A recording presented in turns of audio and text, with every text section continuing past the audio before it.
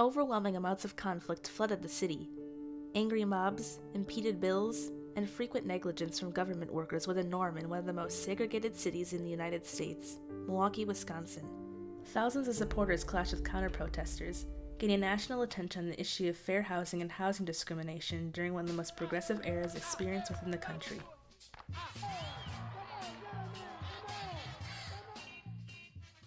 In the year of 1968, Milwaukee passed the Fair Housing Law, which prohibited the unfair discrimination against any buyer or renter of a residence. However, the process of passing this law was an intense struggle of conflict and compromise. Frequent riots and protests overwhelmed the city as African Americans strived for equal treatment throughout the area.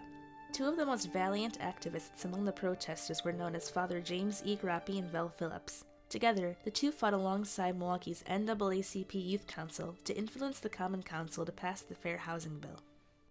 The passing of the Civil Rights Act of 1964 paved the way for the outlawing of discrimination in all 50 states. It was a groundbreaking compromise within the Senate that heightened equality among issues such as employment and schooling, but it did not act as a complete fulfillment of the hopes of millions of African Americans across the United States. One of the most major issues that had still not been resolved was housing discrimination. With no fair housing laws in place, homeowners and real estate companies had the ability to deny homes to individuals on account of race, gender, religion, sex, and national origin.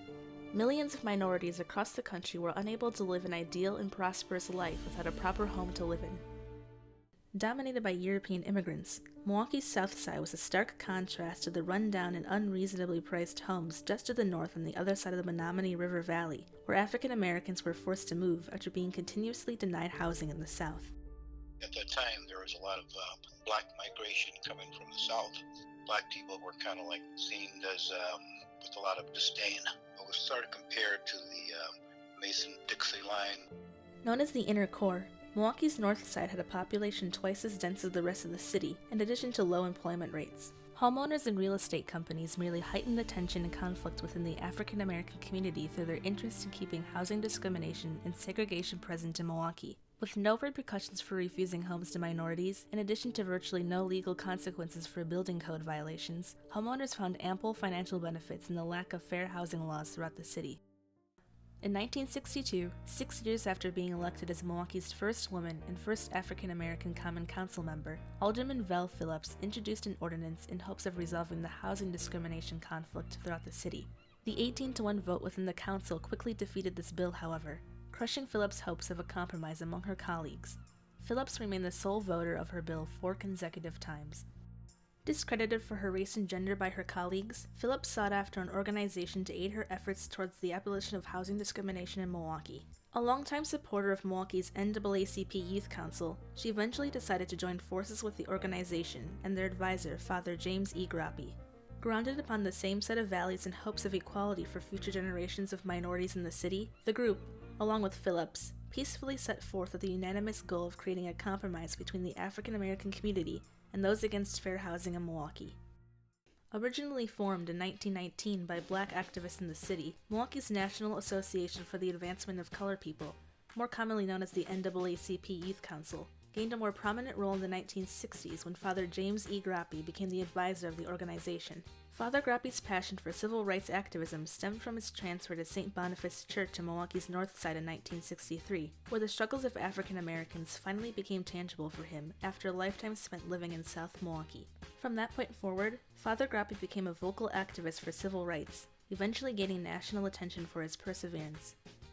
The NAACP and Father Grappy's efforts began in June 1967 by picketing at the homes of the council members in hopes of reversing their vote on the Fair Housing Bill. Firm on their stances within the council, a compromise was unfortunately unable to be reached among the two parties. It was overwhelmingly obvious that their voices needed to be heard through a more resonating movement. However, violence would soon break out among both sides of the conflict, hindering the NAACP's ability to voice their desires. Father Grappy, like the majority of Americans at the time, was well aware of the civil unrest across the country in 1967 resulting from racial injustices. Known as the Long, Hot Summer of 1967, 159 protests and riots had sparked nationwide, leading to at least 85 deaths and 11,000 arrests.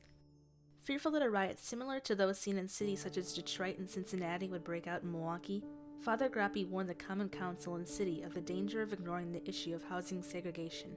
As Father Grappi's warnings had predicted, tensions from the disregarded complaints continued to increase throughout the city. The negligence of the rising conflict by Milwaukee's Common Council and the members' failure to compromise with frustrated minorities resulted in a riot eventually breaking out on July 30th, 1967.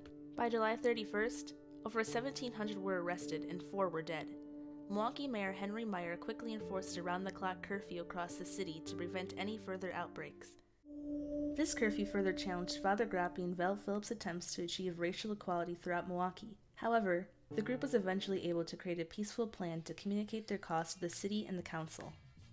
On August 28, 1967, Father Grappi and Val Phillips, alongside 198 other NAACP Youth Council protesters, marched across the inner core and down the 16th Street Viaduct towards the south side to peacefully protest racial discrimination, promoting their proposition of an open housing ordinance.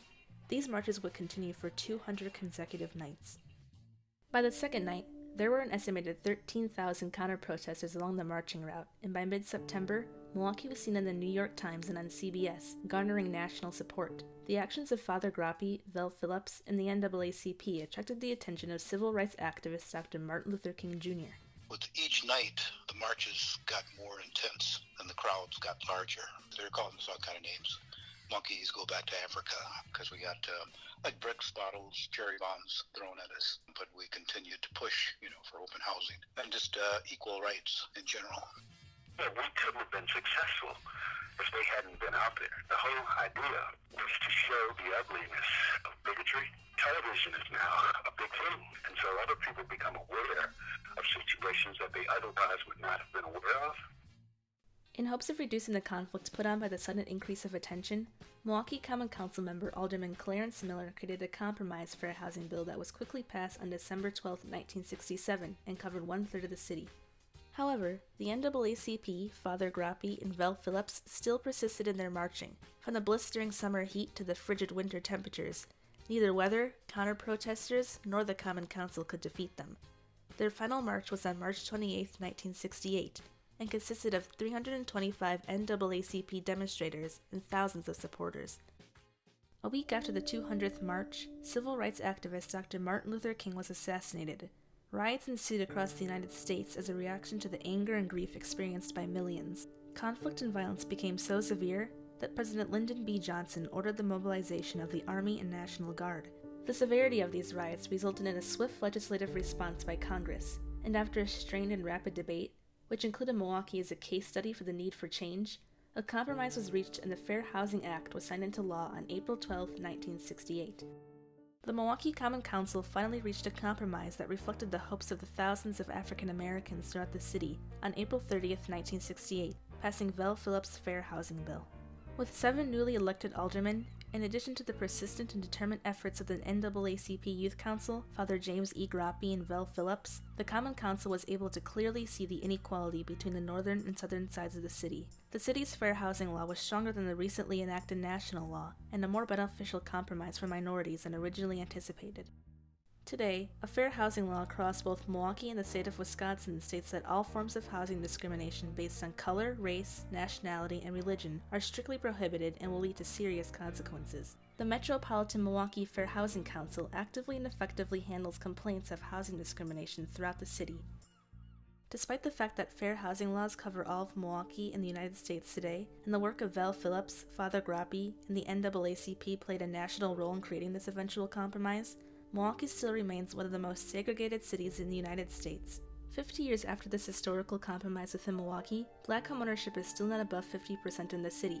200 Nights of Freedom, an organization named after the marches, works towards improving black homeownership by fighting against voucher loopholes in the city.